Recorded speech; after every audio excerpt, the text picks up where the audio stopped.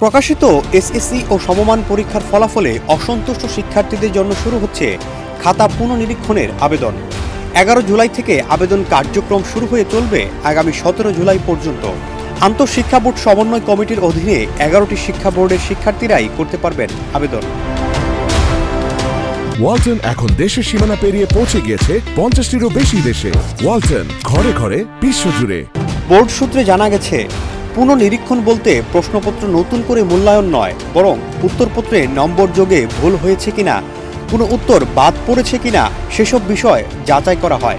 2025 সালের এসএসসি ও সমমান পরীক্ষার ফল 10 জুলাই দুপুর 2টায় সারা দেশে একযোগে প্রকাশ করা হয়েছে। এবার 9টি সাধারণ শিক্ষা বোর্ড এবং মাদ্রাসা ও কারিগরি শিক্ষা বোর্ড মিলিয়ে 6,660 জন শিক্ষার্থী অকৃতকার্য হয়েছে। পুনঃনিরীক্ষণের আবেদন করতে প্রতিটি বিষয়ের জন্য আবেদন ফি নির্ধারণ করা হয়েছে 150 টাকা।